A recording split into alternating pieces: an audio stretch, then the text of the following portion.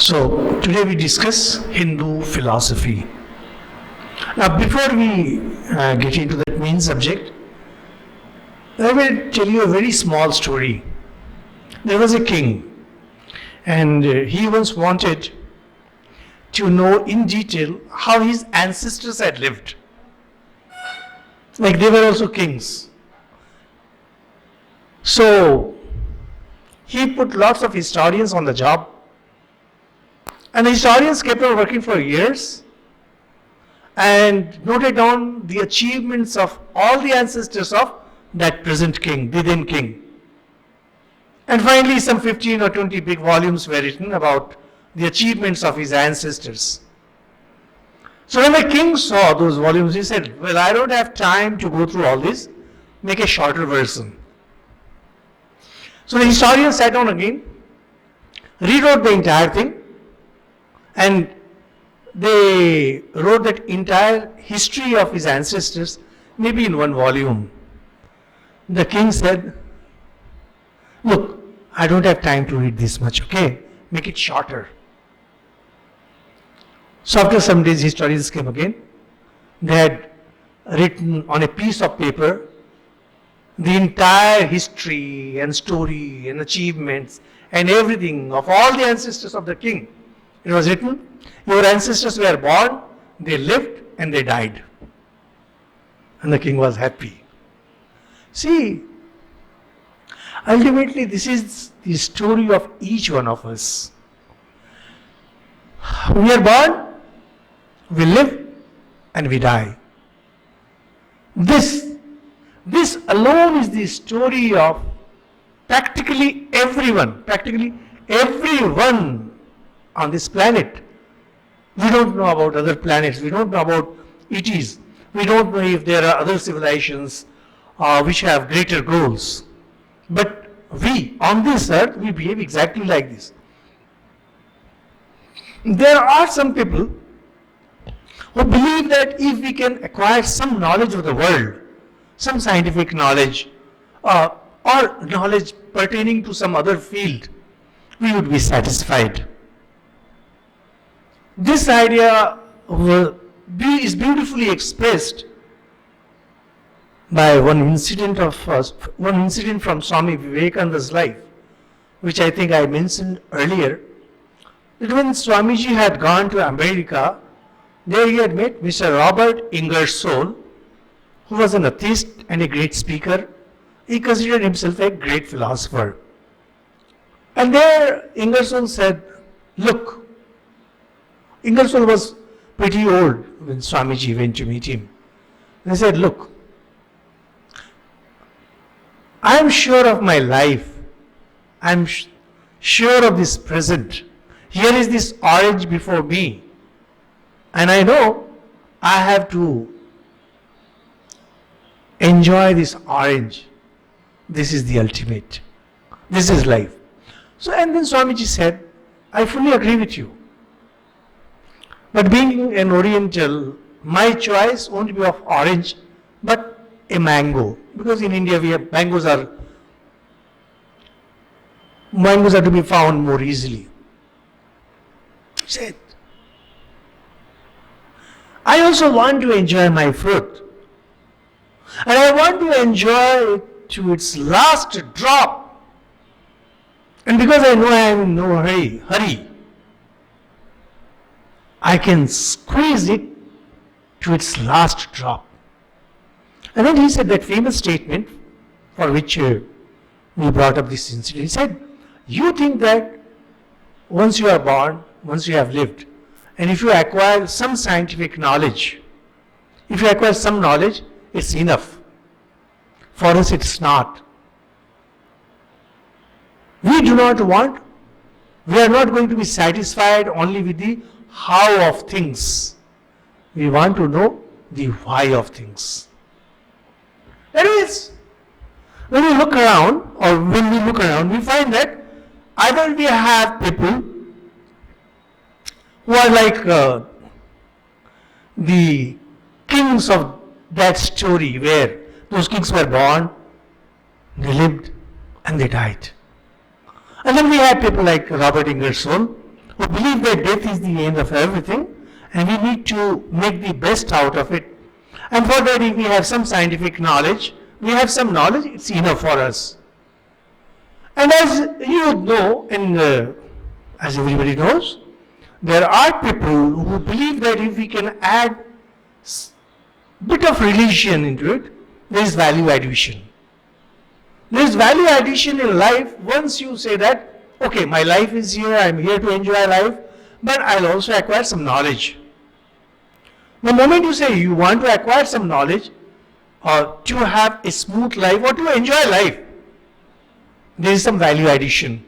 And when you say that I'm going to add some religion to it also, there is a little more value addition. And all these things when combined together, when coming out from the mind of somebody, it becomes a personal philosophy of that person.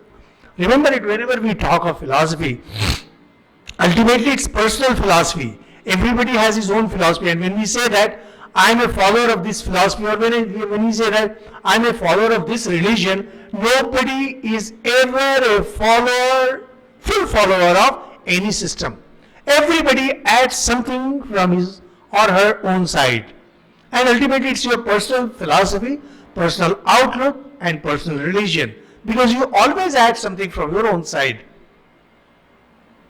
So anyway, there is this personal philosophy, and in this personal philosophy, when you go to somebody who thinks that death may or may not be the end of everything, gaining some knowledge may or may not be quite important, and all out religion is not possible, a bit of religion is possible, and then if you go on checking with that person what he means by religion, you will invariably find that they believe in a God who is sitting somewhere higher up in the sky, and from where he looks after our affairs.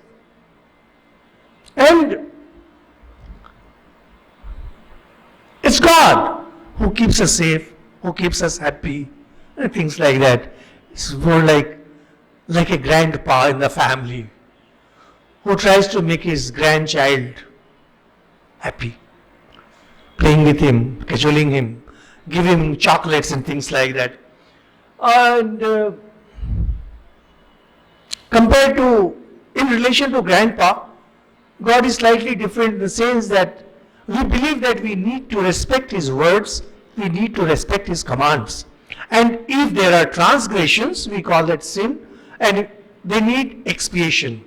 You need to perform some kind of penances, and then things become alright, and God's grace will again be there on you.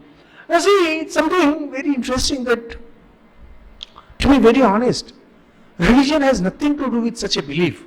This is no religion. Absolutely, it's no religion. Imagine, just think. For the simplest things that you do in your life, simplest thing, even brushing your teeth, you need to be trained. And if you are net savvy, if you just look, if you check for how to brush your teeth properly, you will find that many people have written how to brush your teeth properly. In earlier times, in great magazines like Reader's Digest, they would, write articles on that, how to do this, how to do that. And as you advance in things, you find that training and more training needs to be there to do even the simpler things, how to make a marriage work. If this thing had been told to an Indian, say 100 years ago, he would have been shocked. What do you mean by marriage work? Marriage always works. What do you mean by how to make marriage work? How to make a relationship work? People would be horrified. What do you mean by a relationship works? It always works. But now you have books. You have books like how to be happy in life. What do you mean by how to be happy in life? Well, that's the only goal of life. How to succeed in life. What do you mean by success? We are Karma Yogi. We are supposed to go on doing work. Success depends on God. But see, there are hundreds and thousands of books on these subjects. When it comes to religion, everybody thinks that he or she is the master. He or she knows everything. The moment you try talking to somebody about religion, I know everything. I know. Don't.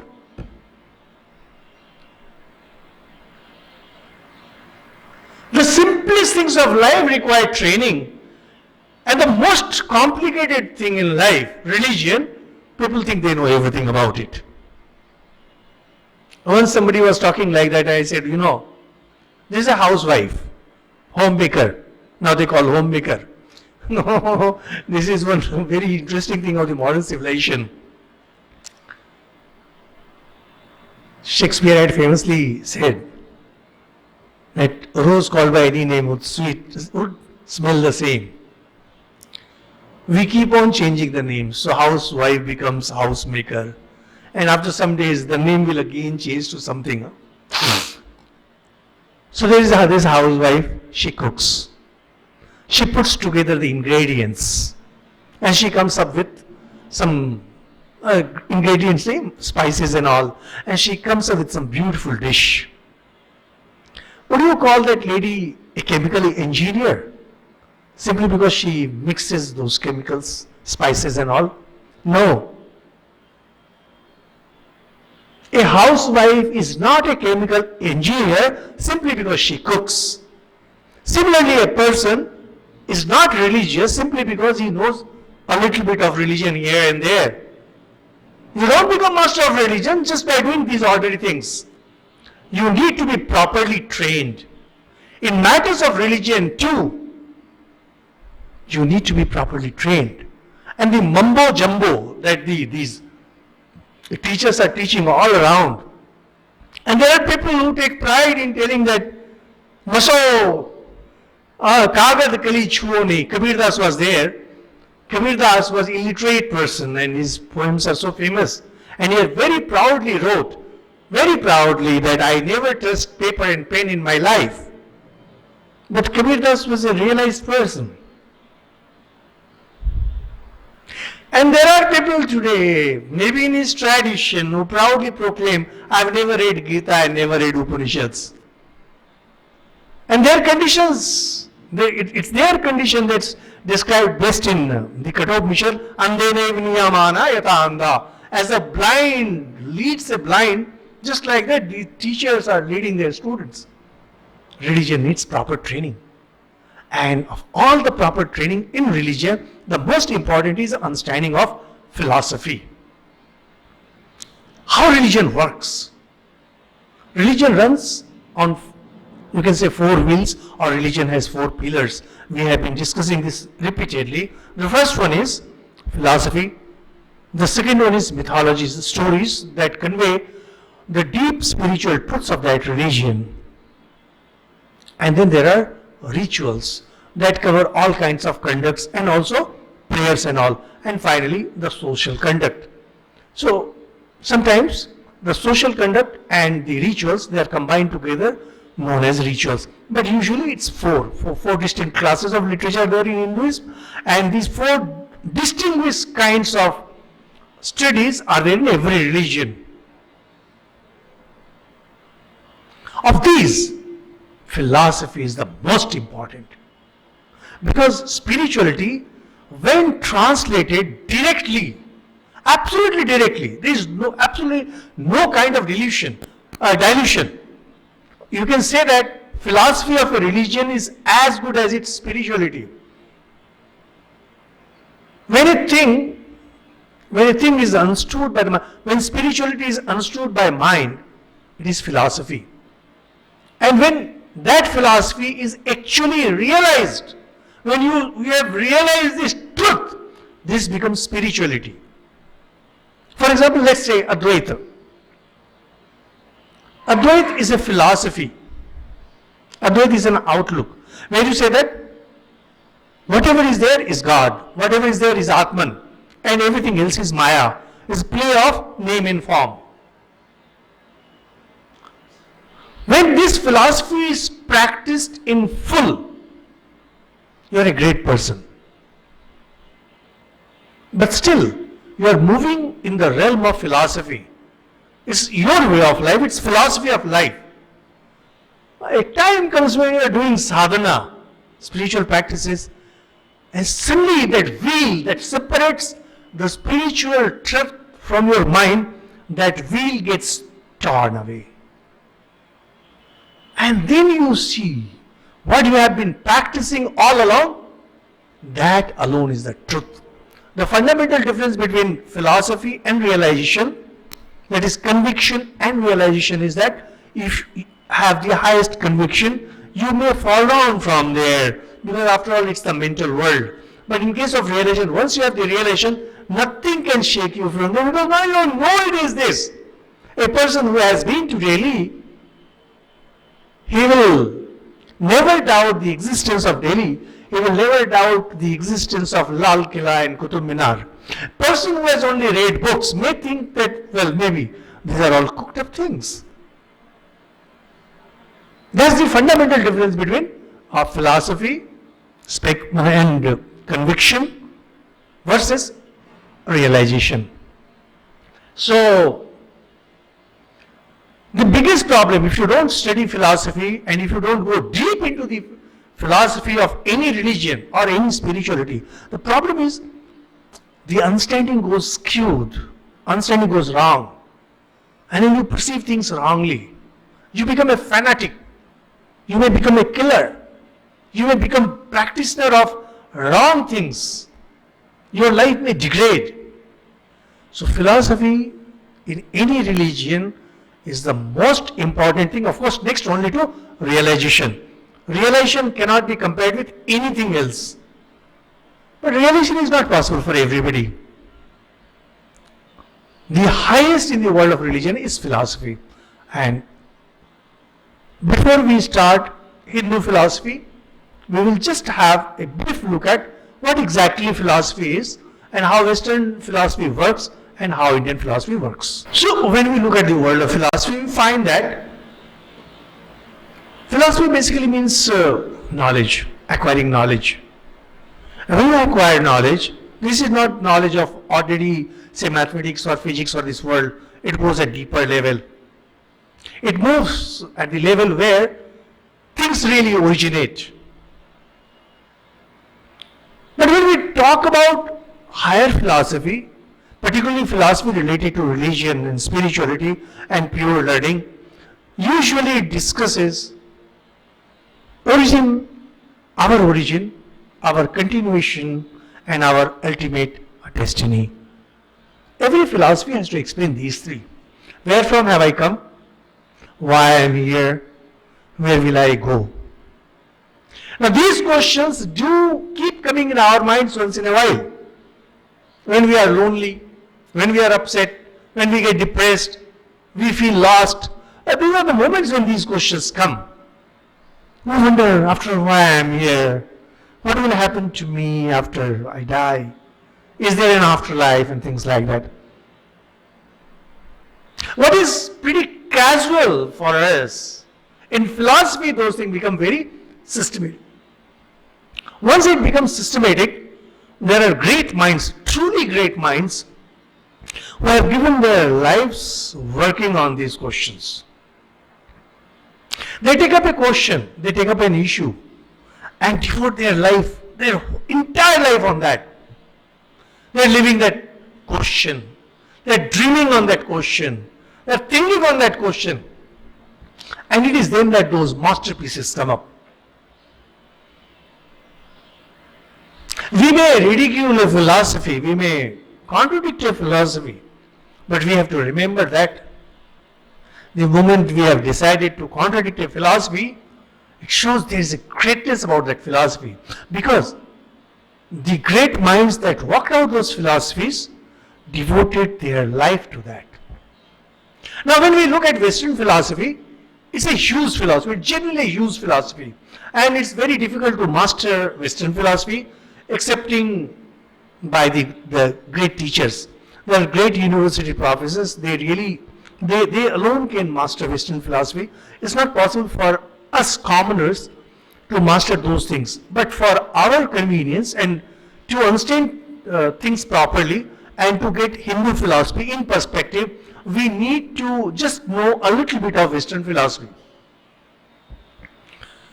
If you look at Western philosophy, very crudely speaking, if we are talking very crudely, we can say that Western philosophy can be organized into 4 types. The first one, which is most crude, is known as empiricism. Empiricism. Empiricism is, it means the knowledge that you acquire through your senses alone is true. Empiricism is a very important philosophy. In fact, whole of science runs on empiricism. Entire Western science runs on empiricism. The knowledge that one acquires through senses to one's mind and then works it out, that is empiricism. And empiricism plays such an important role in science that when Newton started coming up with his equations, the then scientists, they started objecting. Because the moment you bring in equations, mind has entered. And mind has entered more than the senses. So they were not happy with Newton. They were just not happy with Newton. Simply because science had moved from being empirical to entering into more of thought world. At the same time, this empiricism has harmed science like anything. Because it did not allow even any kind of thinking, any kind of mental process in that. And French scientists in earlier times, they were such die-hard empiricists that they won't allow any kind of thinking. But slowly they found that no, this cannot continue. And then came rationalism. Rationalism is slightly different from empiricism, because rationalism says that things need to be worked out reasonably. Reason is more important than anything else. In empiricism, there is only direct observation. Whatever knowledge you gain through your senses is important. But in rationalism, what you reason out is more important. And compared to that, there is one realism. Realism is more interesting. You know, these words sometimes we confused. People confuse realism with empiricism. Realism says that a thing exists, even if there is no one is observing that. Okay, so you don't even need. You don't need rationalism.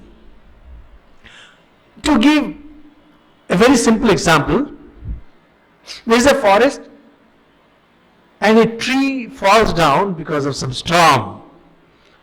An empiricist will say that the tree never fell because nobody saw it. And the rationalists say that if you apply reasoning, there was storm, a tree must have fallen.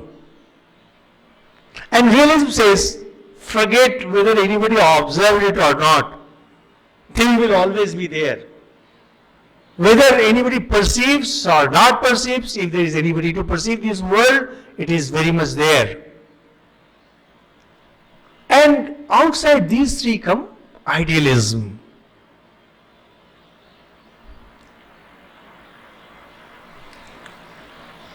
In idealism, everything is a mental construct. We believe that whatever is there is a mental construct. It's all in the mind. So basically, what idealism does is, it combines empiricism, rationalism and realism. And Kant was the greatest idealist, philosopher of idealism, Immanuel Kant. So now the question would come, what happened to the tree that fell in the forest? Did it fall or no? He will say it fell. Why? There was no observer, true, but God is there and God observed it. So the tree fell. So somebody observed it. And yet there was, as far as we understand, there was no one with the sense apparatus to see whether or not it fell. So more or less this Western science moves on these four lines. And Descartes, there was René Descartes, he was he is considered to be the first great rationalist who brought reasoning. So there is empiricism, there is rationalism, there is realism, and there is idealism. These are the four, and as we can see that Western philosophy runs independent of scriptures. So there is Bible, and there were great philosophers, Christian philosophers, who belong to one or more of these paths. If you make a combination of these four philosophies and have a permutation and combination, hundreds and thousands of philosophies will come out. But broadly they can be classified into these four. And the great Christian philosophers who were explaining Bible, they belong mostly to one or the other. So, philosophy, when it comes to philosophy, philosophy exists at two levels. First is when you are working out absolutely independently, the way Plato and Aristotle they worked. And then there are philosophers like Berkeley who would keep Bible on the top, scripture on the top, and then use any of these methods. So in some cases, it becomes pure mind game, and in some cases, it is to interpret the scriptures. So these are the two, absolutely vertical split is there amidst philosophers. There are some who won't consider the authority of the scriptures to be absolute, and there are philosophers who would consider scriptures to be the absolute, and then work out the philosophy. Now when we come to Hindu philosophy, in Hindu philosophy, this free thinking, in Hindu philosophy, this mind game is strict no, no. You just can't take up some idea and go on like the way Plato and Aristotle, they work their reasonings, deductive logic, inductive logic. See, these things are there, everything is there. As we proceed, we shall see everything is there. But the ultimate spiritual truth, as seen by the sages, it will always be there. And that is of primary importance. And as we have seen by now, the primary importance is of the Vedas. So, the great sages, they knew the Vedas because for the Brahmins it was very important that he memorized the Vedas. In the Vedas, spiritual statements are there, but they are pretty loosely given. And there would be some great sage who would look at the complete picture and then try to organize the thoughts in a particular way and live his life accordingly. And because he would be seeing things in a particular way, seeing in Sanskrit is darshan. So it is known as darshan. So way of life or philosophy as we understand in Hinduism is known as darshan. Darshan means the sight. Why sight? Because that's how the Hindu sages saw the Vedas, saw the life. So basically they are seeing the way of life. But in the larger context of the Vedas, Vedas can never be overridden. So if there is a philosophy that does not conform to the conclusions of the Vedas, that will not be accepted. Naturally, question will come, well, if the Vedas are there and there has to be a cohesive system, why there are so many philosophies in India? Because mind comes into play. As we discussed, spiritual truths, they are realized only in the depths of meditation, where mind is no more working. You know it intuitively. In the heart of your hearts you know. The moment mind comes into play, that spiritual truth gets colored. So even when a person like Sri Ramakrishna is explaining, say, God and reality about God, mind has entered. The moment mind has entered, things will color up. And when those things are being organized properly, things will color up more. And there would be many, many and many philosophies. When you look at all these many, many, many philosophies,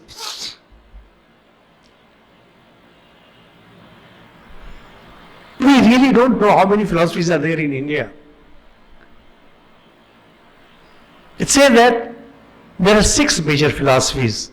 They are known as Vedic, 6 major Vedic philosophies. From here it's slightly technical and informative. Now what happened was, different sages, we will name them, they worked out a cohesive system,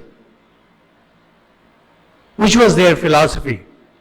And they wanted that their disciples should know that philosophy fully.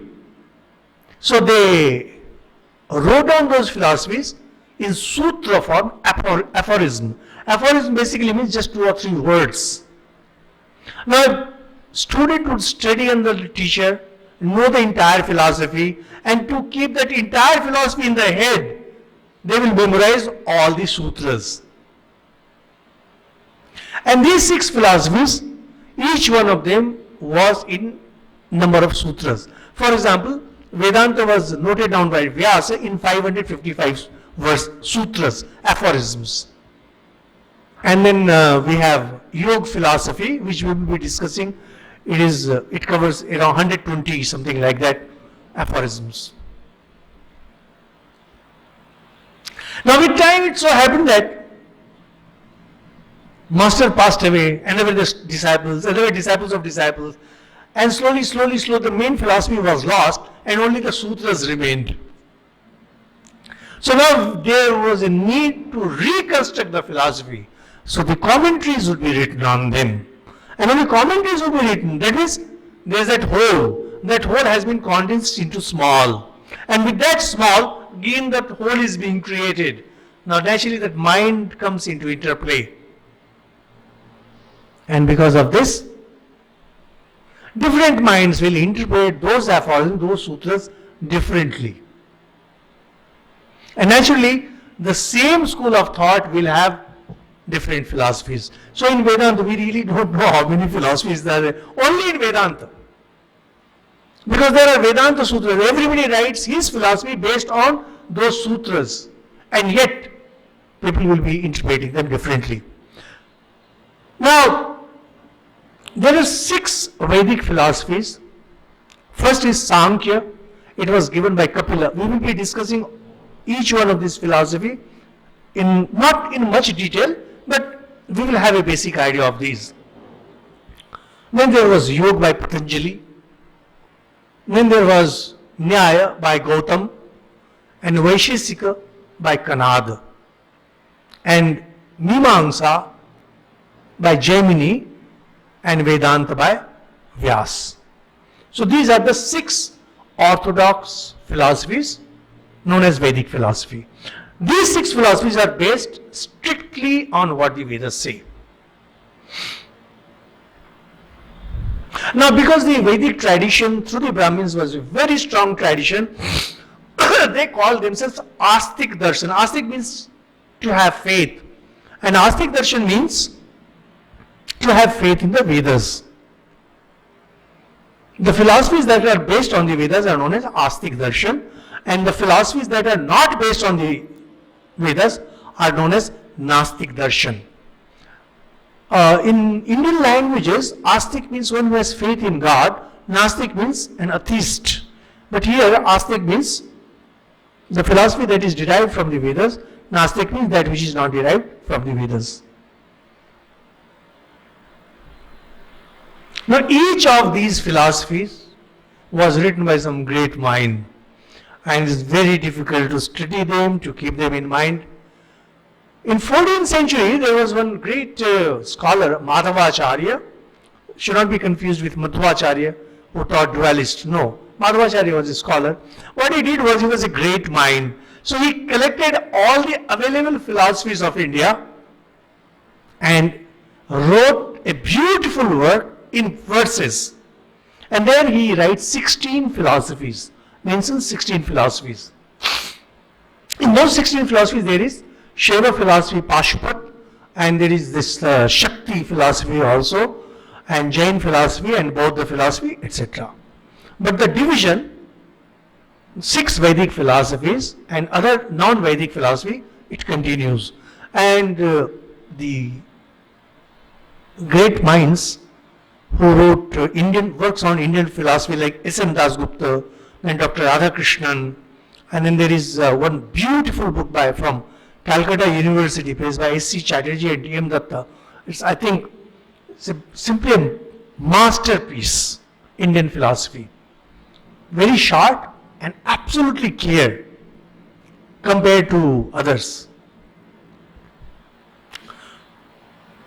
So Madhvacharya wrote Sarva Darshan Sangra, where he writes about 16 philosophies, and from there we come to know about some of those philosophies which are not very popular. And one of the very interesting philosophies that he writes in the beginning is the materialistic philosophy known as Charvak. Now if we leave out Charvak, which we will be discussing shortly, if you look at the remaining 15 philosophies, if you chance to read Sarvadarshan Sangra or any work on Indian philosophy, you will see that the goal of each of these philosophies, Indian philosophies, whether it be Vedic philosophy or be it non-Vedic philosophy, so Jainism, Buddhism and Pashupat and Shakta and Tantra, they are considered to be non-Vedic. And Vedic are these 6.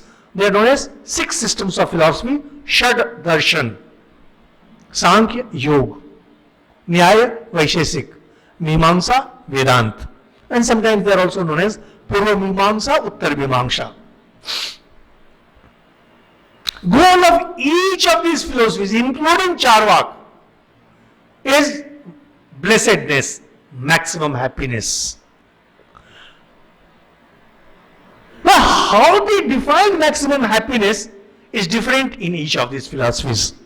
Now, since we are discussing only Hinduism, we will be discussing only the 6 Vedic philosophies. We don't have time and we cannot really go into the details of other philosophies. And as far as Shaivism and Tantra is considered, we had touched a bit in Tantra, and now those things have been absorbed in the general thinking, so we will not get into that. And we will only discuss Charvak and the other 6 Vedic philosophies. So, when it comes to, as we mentioned, that goal of each of these philosophies is maximum blessedness. Some say this can be achieved by going to the highest heaven. Some say it is through nirvana. Some say by freeing oneself from the cycle of birth and death. Some say by going to the highest heaven, where one becomes one with God. Not one with God, resides in the abode of that God. So that is the general overview of philosophy and Indian philosophy. And from here we move on to the Indian materialists, Charvak. So Charvak are the Indian materialists. And if we talk in just in 2 words, they say that maximum blessedness lies in pleasure. Enjoy, enjoy, enjoy. Now, surprisingly, there is no systematic philosophy of the Charvak to be found anywhere. And yet, whenever you read any work by noted philosopher of the ancient philosophers, you will see that they will always bring in Charvak as materialists and will use their arguments to counter them.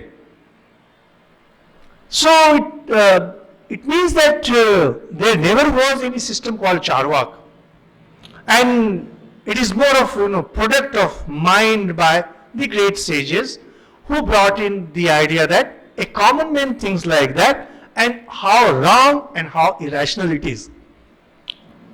Some others say that, some others, because see, it has to be philosophy, it should have Vedic sanction.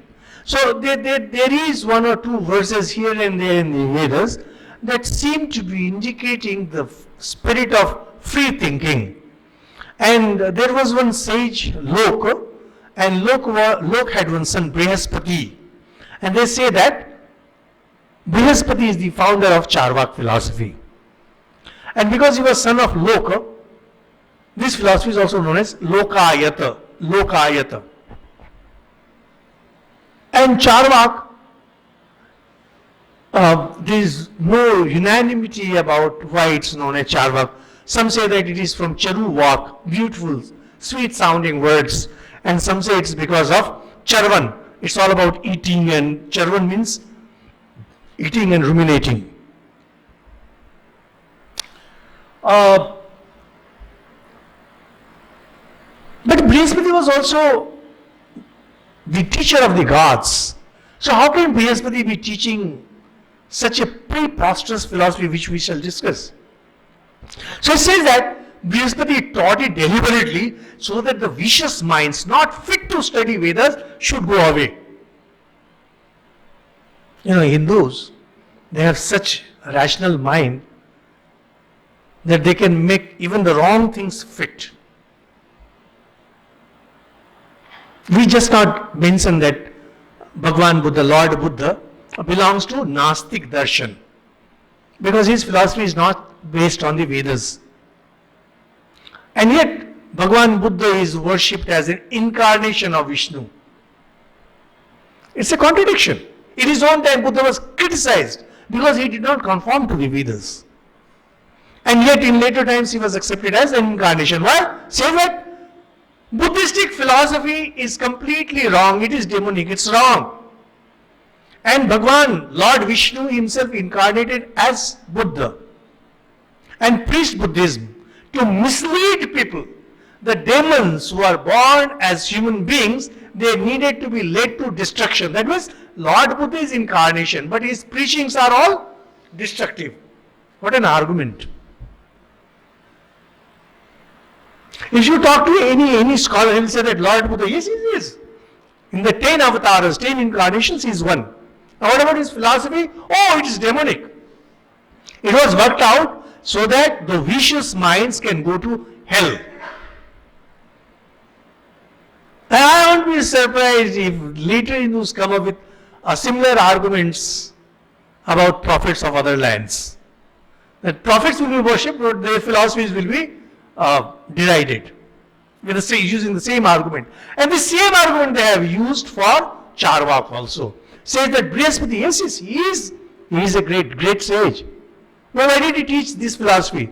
Because he wanted that the vicious minds, the dirty minds, they should take up this philosophy and go to their doom, go to their destruction. And what is their philosophy? Eat, drink and be merry. Pleasure is the end of everything. Now when we talk of pleasure, when we think of materialism, the most important philosophy that comes to our mind, of course, slight diversion, it is of Epicurus.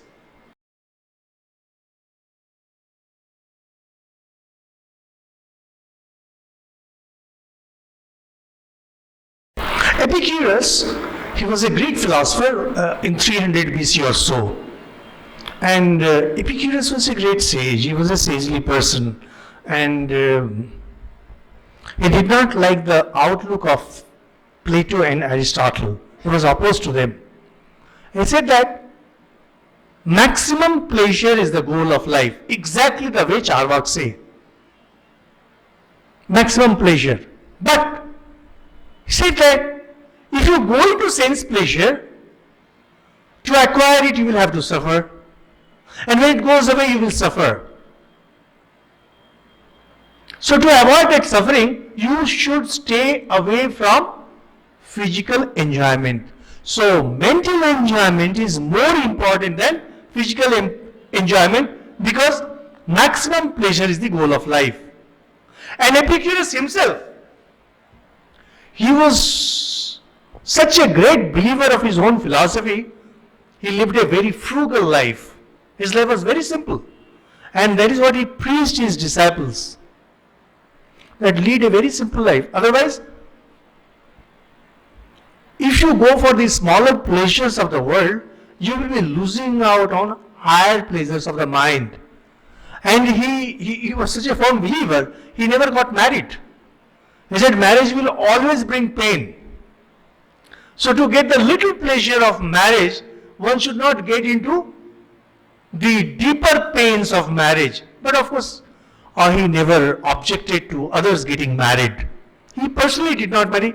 He was a true philosopher. He was a sagely person. And he said, there is no soul, there is no heaven. Like Plato and all that introduced the idea of heaven and hell and soul. He said, with death everything ends. And yet one has to have maximum pleasure. And because there is no possibility of afterlife, so one should not necessarily be afraid of death. Why be afraid of death? Because it has to come. Nobody can escape it. There is no afterlife. But till you are alive, have maximum pleasure. And maximum pleasure can be had through mind, not through senses. So, sometimes what happens?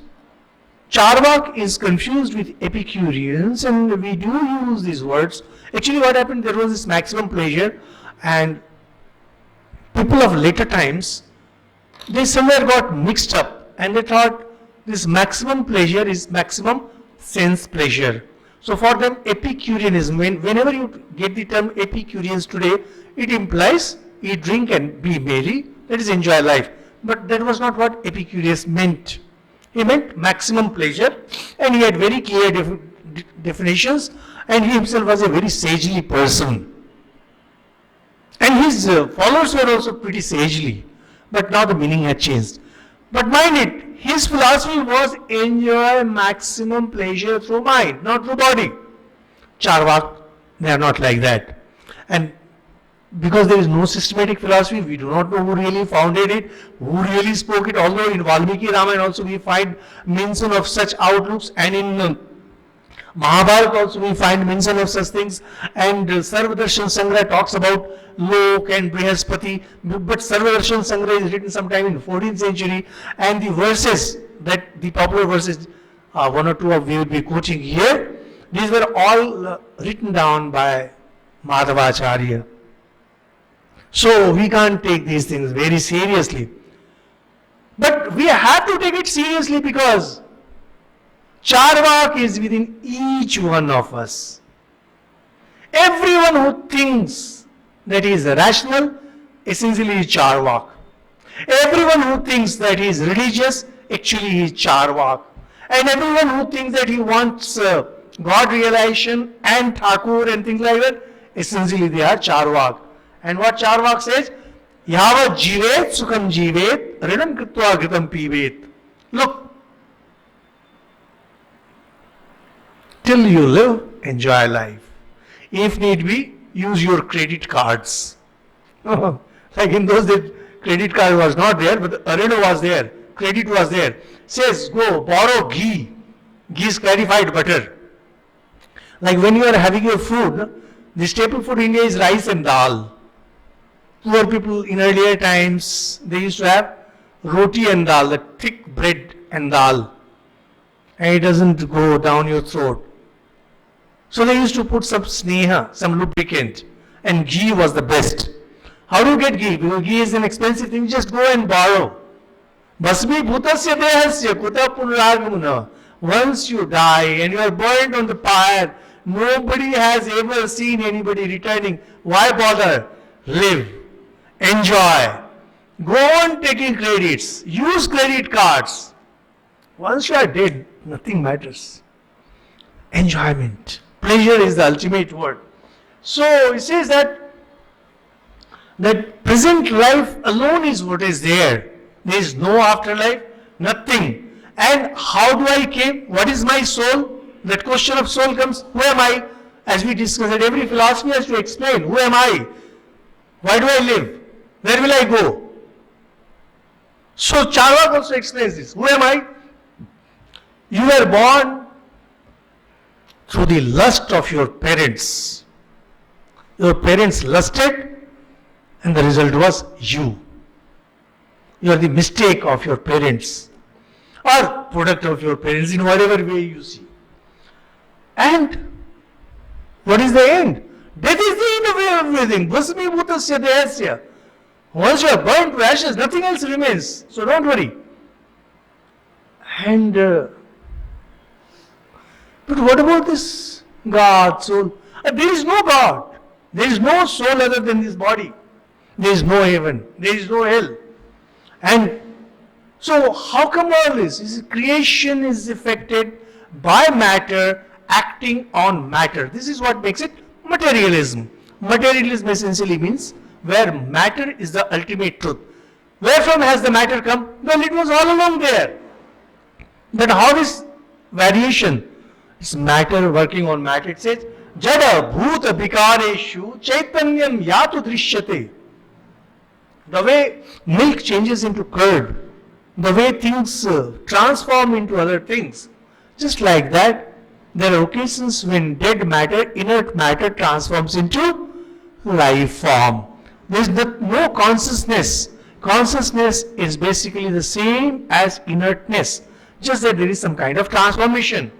Tamul pug chudanam. It brings an example like persons who eat pan, bitter leaves. There is bitter leaf, there is lime, and some khair is put. You eat and it gives out red color. Just see how red color comes out while eating pan, and none of them is red, and yet pan comes out. The way the chemical combination within your mouth, your saliva and your bitter leaf and bitter nut and lime, all those things combine together to give red color. Just like that, different matters combine together to give life. There is no consciousness other than this. And no question of any afterlife. Dehasya nasho muktistu. What is mukti? What is liberation? Dehasya nasho. The destruction of this body. This is mukti. Na jnanat muktir ishyate.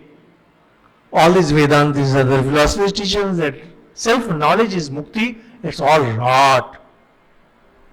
So you see how beautifully Charvak also discusses origin of universe, origin of the individual, continuation of the origin of the individual. How?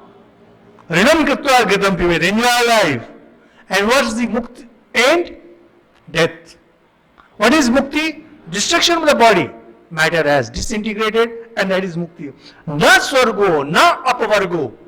Like various philosophers will be discussing about heaven, mukti, etc. Swarga and apavarga says, Vanevatma parlokika. There is neither soul, there is no afterlife, there is no heaven, nothing, nothing, nothing. There is not even law of karma. All this law of karma, etc. that people discuss, there is no law of karma. Whatever happens, it happens due to chance, due to coincidence, luck, etc. Now, what about the Vedas? The Vedas, spiritual realization of the great sages, the Brahmins. So there comes the master stroke by the Charvak. Say, Trayo Vedasya Kartaro. The writers of the three Vedas are Bhand, Dhurt, Nishashara. They are hypocrites, and they are cheats, and they are demonic. The Brahmins, so-called the sages who wrote the Vedas, Trahi Vedasya, Sam, Rik, Yajur, collectively they are known as Triad, Trahi Veda. Those who wrote the Vedas, they are Bhanda, Dhurta, Nishashara. They are the hypocrites, the cheats, and they will go on telling that you want austerity, you want self-control because of the fear of the heaven. Do you mean to say that you will not cook food simply because beggars may come? Beggars may come asking for you and some guests may come, so you will not be cooking food. Beggars may come, but beggars don't come every day. There is nothing afterlife, and you are bothering yourself with a hypothetical question. There is no afterlife. You are doing all the austerities, you are applying self-restraint, things like that. to go to the heaven which does not even exist? Don't you cook food simply because beggars may come? Life has to be lived in full. This is the ultimate philosophy. Now there is one very important thing in philosophies, both Western and Indian.